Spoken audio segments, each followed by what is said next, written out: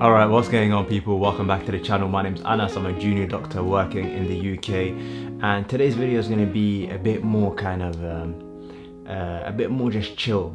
Alright, it's just going to be like a chit chat of free-flowing thoughts and things that I've been thinking about. It's slightly different from how I've been doing my videos, which are more planned and edited and b-roll and transitions and all of that, but I might add some b-roll. Alright, don't hold me to account.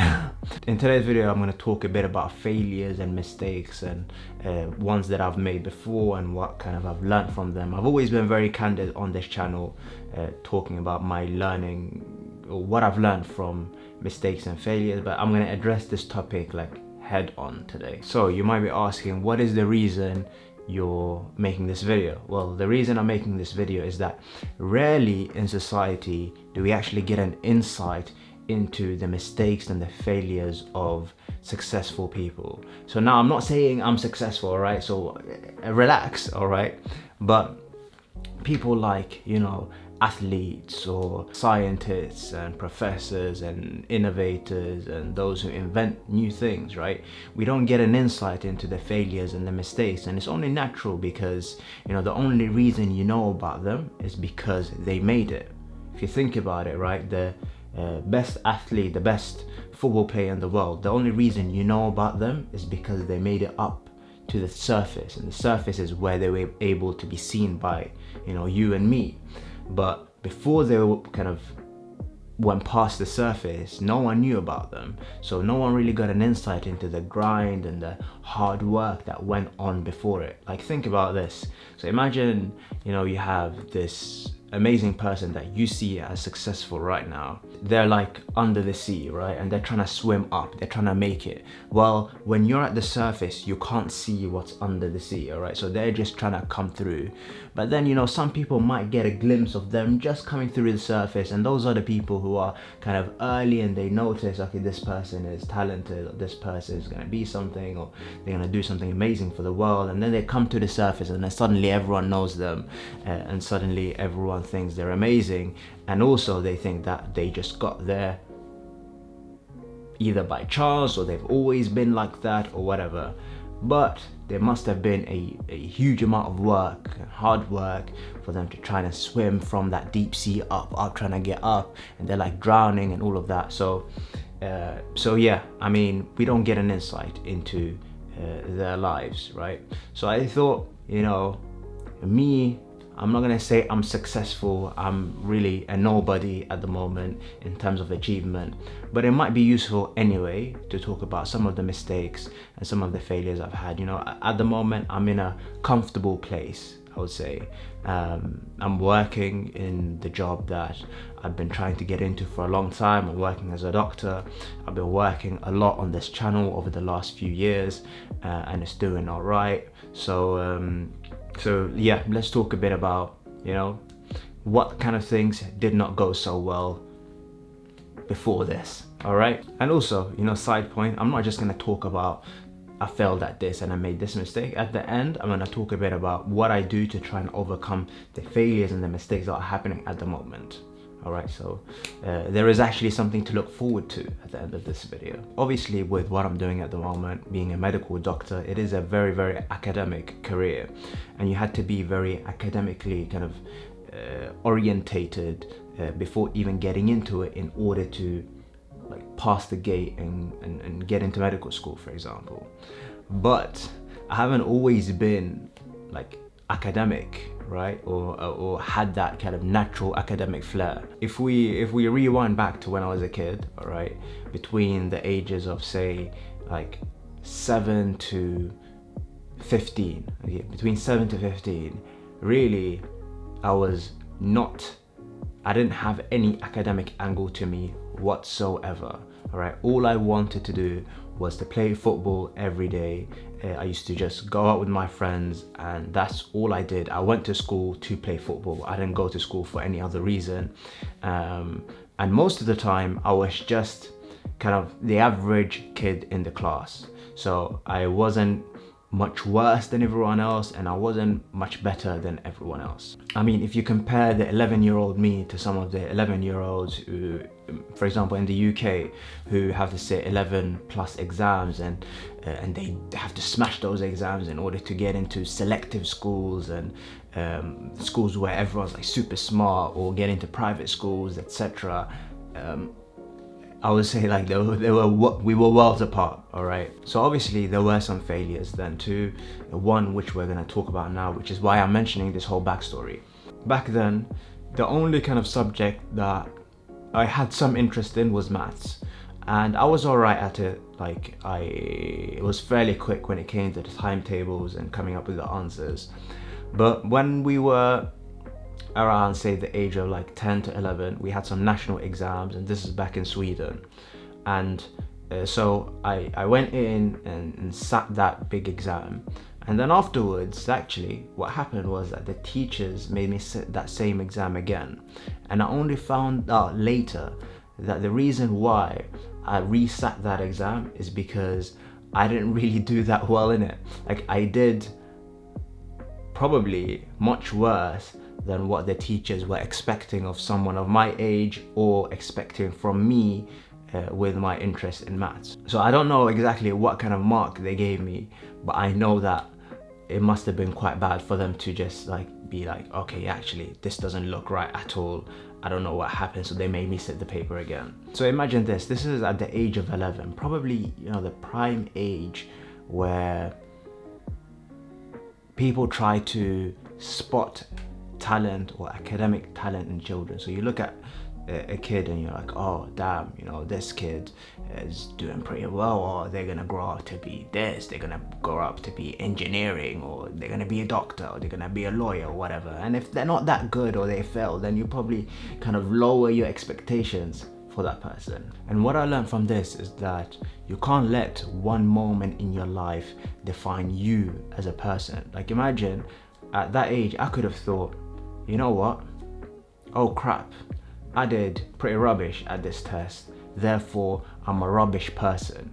Or I scored low and therefore I'm dumb. That's what I could have thought. I can't even remember whether that's what I did think. But anyway, that's one of the thought processes that can come out of a situation like that. And then after that, it just becomes like a self-fulfilling prophecy. And the way to break that cycle is actually, you can't let that define you as a person. Like, I wasn't academically good then, or I was alright, or I was average, but then I did a lot of good things in academics afterwards, or I excelled in academics a few years later. So yeah, it's just, they don't necessarily correlate. So now let's fast forward a bit to probably the age of 16. But before we talk about that, I'm just going to be a bit introspective here, and this is associated with that point I'm going to make. I would say that one of the things that I'm quite good at these days is being good at a job. All right, so if I get a new job, then I fairly quickly integrate into the team. I bring something to the team. I get along with everyone else quite well, that kind of thing, right? But it hasn't always necessarily been like that. So when I was 16, I needed some pocket money, right? And then, so I decided to get a job, and I got a job at a milkshake place, and it was pretty fun working there. Like, overall, on average, it was pretty fun. But I was 16 and I was a kid. And so I'd started at this job, and I'd worked for about, say, 2 months. And I thought things were going really well. You know, I'm going into work, I'm leaving work, I'm getting paid. Everyone seemed kind of nice. 2-3 months later, the owner of the place that I was working at had come in, and he was covering a shift because there's no one there to work for someone else. It was me and him working there together. And then, I think this was a couple of hours into the shift, he mentions then that, you know what, Anass, you need to start picking up your own weight. You need to carry your own weight. So apparently what happened is that some of my other colleagues, right, felt like I wasn't really that efficient when I was working. I was quite slow.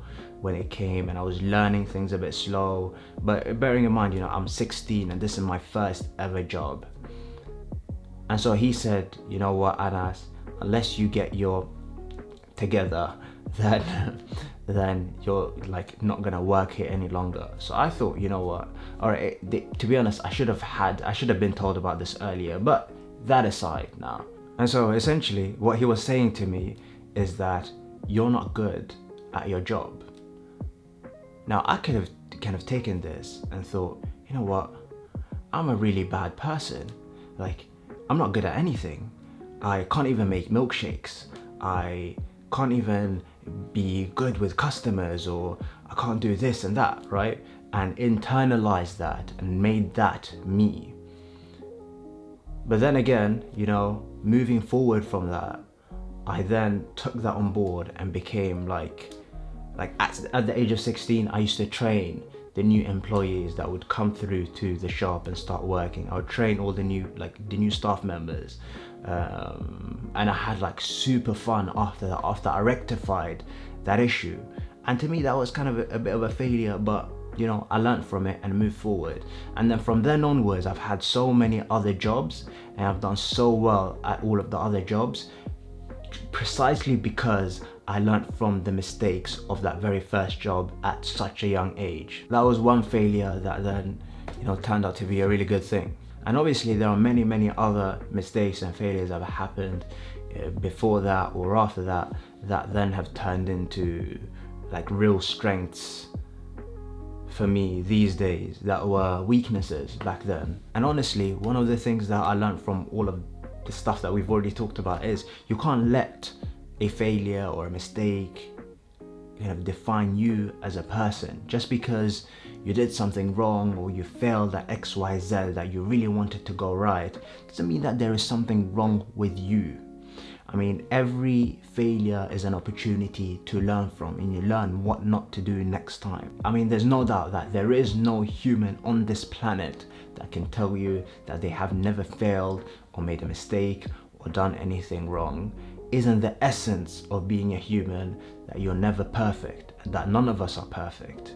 And it's from those imperfections that we learn to become and work towards being better people and better at the things that we do. And anyone who says that they've never failed or they make fun of other people who fail,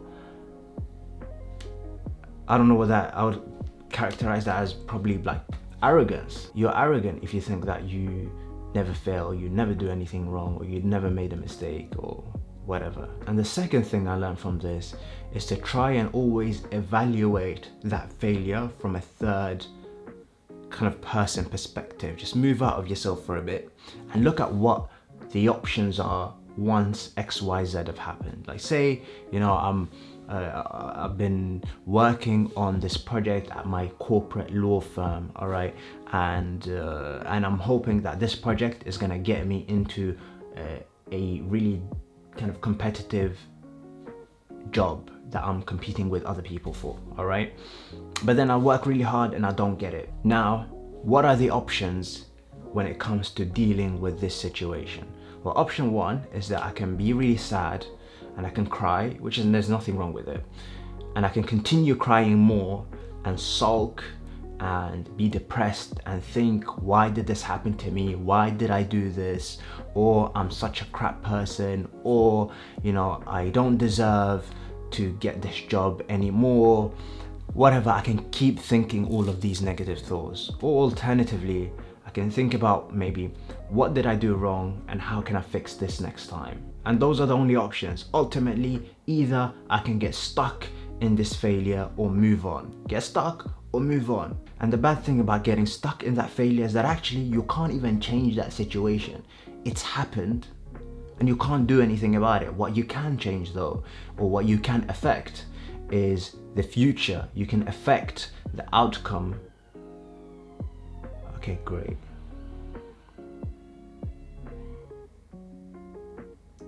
What was I saying? You can potentially affect the outcome of the next time when you try to go for that very same thing. If you play it smart, then you can learn from whatever's happened and move forward. And the same goes for, smaller mistakes or day-to-day things that sometimes you kind of cringe about. All right, so say you said something and it came out in a weird way and you're thinking, oh crap, this is so cringy, why did I say it in this way, whatever. At the end of the day, it is what it is. It's already happened.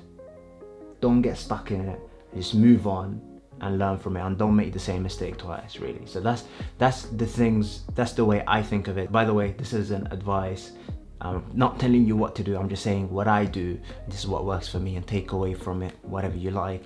But that's the way I think about it. It is what it is. You can't change it, so just move on. It is what it is, and I hope you like this video. If you found it useful, then let me know by liking this video so it can be shared by the algorithm and it can get promoted more.